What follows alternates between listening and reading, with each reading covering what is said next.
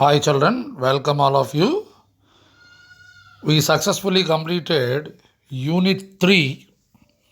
In the Unit 3 that was dedicated to school life, the third one homework is meant for optional reading. That means once you read easily you can understand, isn't it? Because all of you know you are completely averse against homework. So once go through that reading, definitely you will enjoy. I don't say enjoy, but you will understand. And moreover, it is taken from the syllabus also. Right. Okay, children. That's why I'm shifting directly to Unit 4. And in this, we have three beautiful segments. And it comes under environment. And in segment A, there is a beautiful speech made by Chief Seattle. And it is named What is Man Without the Beasts? And we have a poem, The River, and another story, Can't Climb Trees Anymore. Children, here you must understand one point. Since the schools recently they have opened and you missed a lot of classroom teaching, the government reduced the syllabus. In every unit, section C, that unit ABC we have no, in that section C, I mean the third segment is not meant for teaching. This is meant for your reading, your personal reading at home. Okay, so the concentration will be on AB only. In the sense, now we have exactly 4, 5, 6, isn't it? Three units we have, children, and exactly AB, AB, AB. That's all we have. Okay, so we are going to concentrate on what is man without the beasts. Children, this is not a lesson, it is a speech. See, the title itself, you can say, What is man without the beasts? Can't we live without the beasts? Let us see. See, the trigger sheet itself shows the girl beautifully sitting and putting her legs in the river and looking at the sky. See, there you can see the environment, the nature, how pleasant it is. That's why you can see the happiness in the face of the girl. And if you slowly look to the next picture, oh my God, there you see mighty elephant. Once imagine mighty elephant, such a mighty elephant. What happened? Do you think it's sleeping?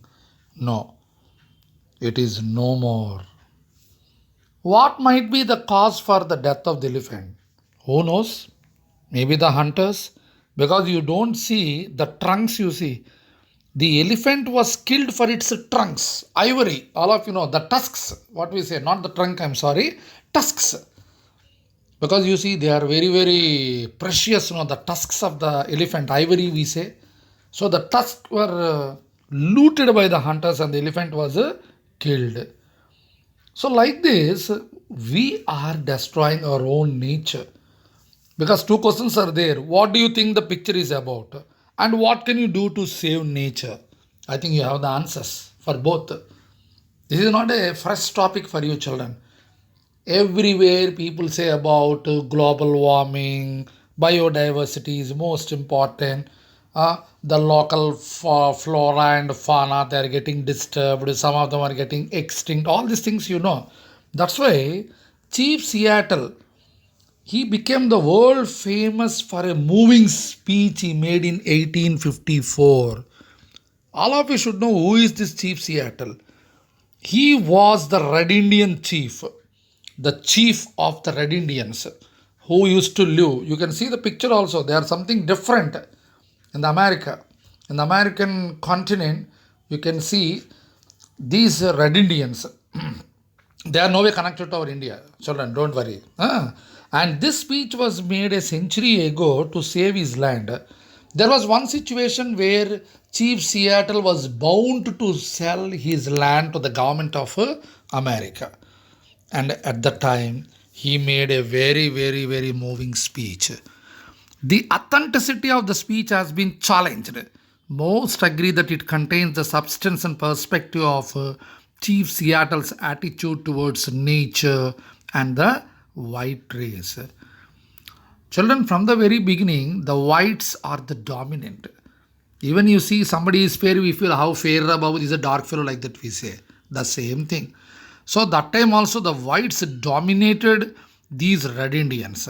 That's why he made such a speech, and it became in the later in the history of America as the gospel of the greens. Gospel.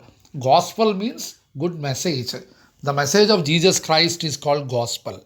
So now the gospel of the greens, here greenery, once again, nature. So he wanted to protect the nature. He made this beautiful speech. Children, actually, he told how the people, red Indians, are connected to the nature.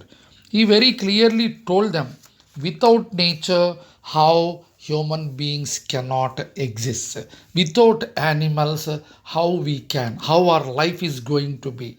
So the speech was divided into two parts actually. Precious, respect. What is precious? All the elements of the nature, they are precious.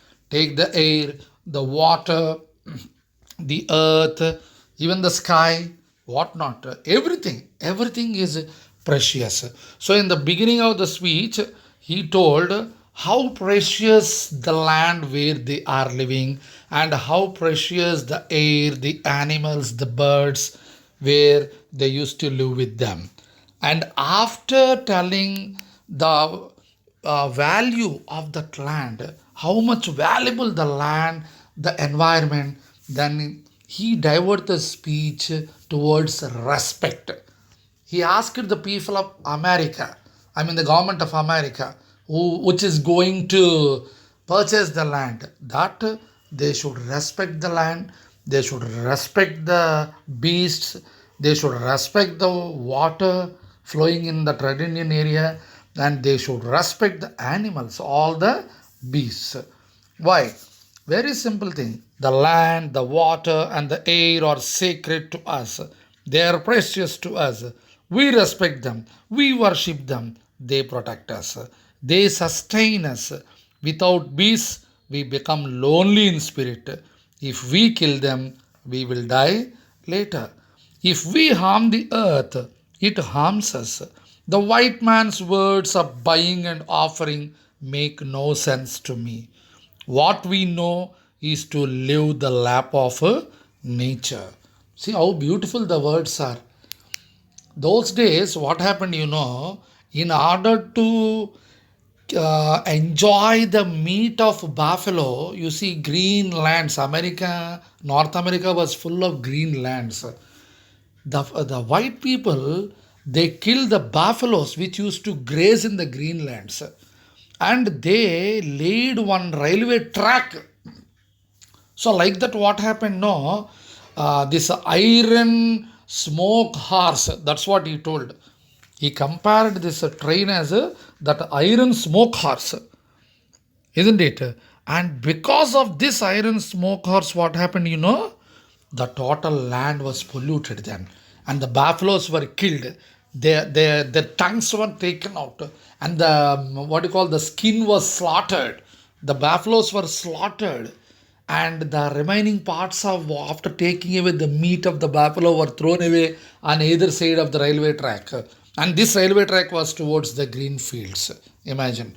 So beautiful green field was spoiled. Not only that, the total forest areas, these white people, they started putting the poles. That's why he asked, while he was ending, concluding the speech, he asked, where is the ticket? Where is the ticket? Not ticket. Ticket. Ticket. Ticket. Ticket means what, Dana? A big area of wonderful trees and bushes growing closely together. And now the ticket was lost. Why? Among these forests, the white man started putting the wonderful talking wires, blotted by talking wires, blotted, so kept from being seen, concealed. And you don't see the wires, but everywhere the wires came in the forest. What do you mean by the talking wires? Telephone wires. Because it's 18th century, no. So what Chief Seattle's problem is, the beautiful green environment is going to be destroyed into a concrete jungle. Today that only happened, no? Not only America, even the beautiful places in India also, most of the cities earlier they were very, very beautiful with rich green nature. Today hardly we can see, isn't it? So hardly we can see. Sure or not? Sure. Even Visakhapatnam, day by day it is becoming a concrete jungle. So here Chief Seattle very clearly said they think the air, they think about the air which is precious, they think about the birds, they think about the animals in one kind of relation. See, here he said the rivers are our brothers, they quench our thirst. See, sir, can anyone say rivers are brothers? Here in India we say rivers are mothers, but there he said rivers are brothers. And not only that, you must teach your children the ground beneath their feet is the ashes of our grandfathers. See, this speech is logically emotional. Logic is there, emotion is also there. If you read this speech completely, you will come to know how a speech has to be made. See, whenever we make a speech, we get a chance to make a speech, simply we should not speak, Nana. We should have some points pre-written about what we are going to speak. Then only we can, we don't get carried away with our way of speaking. So very clearly said, children of your land means America should be taught when you are purchasing this land, on this land under the feet of your children. Believe the ashes of our grandfathers were there. What do you mean by that? Earlier, our forefathers lived here, such a wonderful land, such a precious land. So teach your children to respect this land. That is most important. And teach your children what we have taught our children, that the earth is our mother. You can see in the next picture that boy is holding a globe. Is it possible? Of course, it may be graphics, but tomorrow you are the future generation. You must protect Mother Earth. That is most important. That's why he said, whatever befalls the earth befalls the sons of the earth. That is the word used. Befalling, destroying. So suppose you did something, some kind of some destruction to the earth, you will only get it back. Definitely no. So today pandemic is man created. They said, okay, man made calamity. What about the natural calamities? Suppose if we spoil the earth, we will get spoiled, no doubt. If man spit upon the ground, they spit upon themselves. Sure, no. You are spitting on the ground. We respect the earth as mother. So you are spitting. It is like spitting on ourselves. That is wrong. And another good point, don't ever think that earth is yours. Please think that you belong to earth. That is most important. That's what, you see the beautiful feeling. Very clearly said, man did not weave the web of life. He is merely a strand in it. We didn't weave the web of life. This life is called like a web, cobweb, spider's web. But in that, what we are? The strand. Many strands make a web, isn't it? So one verb is disturbed. What happens? Everything is disturbed. No doubt about that. So one thing we know, the white man may one day discover our God is the same God. You may think now that you own him as you wish to own your land, but you cannot. He is the God of man. And his compassion is equal for the red man and the white. So very clearly said, Array white fellows, don't think that you are white and we are like this. God is Almighty is same. We both are same. Try to understand. And the earth is precious to him, and to harm the earth is to heap contempt on its creator. See, if you occupy, anyway, you are purchasing our land. Now you destroy this land means what? You are going to create a hatred on the creator of this land. Who is the creator? None other than God. The whites too shall pass around one day, perhaps sooner than all other tribes. You think that you are going to get domination on us. Okay, no dominion, Babu. No, please don't dominate. Because there is no question of dominating each other. All of us are dominated by one supreme power. That is most important. One day we will die, the other day you will die. So the point is that all of us will go one after one, isn't it?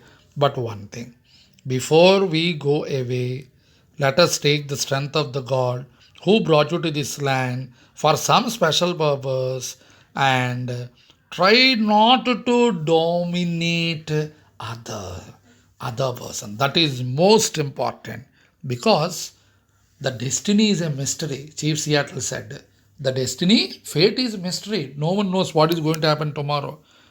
We don't understand when the buffaloes are slaughtered, the wild horses tamed, the secret corners of the forest heavy with the scent of many men, and view of the ripe hills blotted by talking wires. See, all these changes, now the jungle is becoming concrete jungle. Nobody knows why it is becoming like that. Did you ever predict like this? It will happen. None of us. So my question to you, where is that beautiful jungle? Where is the thicket? Gone. Where is the eagle? Eagle means not only eagle, all the birds. Slowly, one after one, they are gone. So, my dear Americans, mind it. The end of living and the beginning of survival. Yes. Not only you, the total world is getting coming to an end. So whoever survived, that is the beginning of the people who survived, but all will go away. Be careful if you don't respect the earth, if you don't respect the animals, if you don't respect the living creatures. So what is man without the beast? Tell me. So that is the beautiful speech made by Chief Seattle. Children, once again you read a textbook. Beautiful comparisons are there. Not a big thing to understand. Every word is very precious, which came from the mouth of Chief Seattle. It's not only for Americans, for every one of us. Okay, so hope you enjoyed this beautiful speech of Chief Seattle. In one video, I'm just closing because it's a speech. No, you have to write speech for me. Okay, so wonderful speech you have to write for me. That is only assignment I'm going to give you. How you write, I'll see. Okay, see, catch me up in my next video. Hope you enjoyed this. Once again, you rewatch on What is Man Without the Beast? Yes, bye, signing off. Thank you.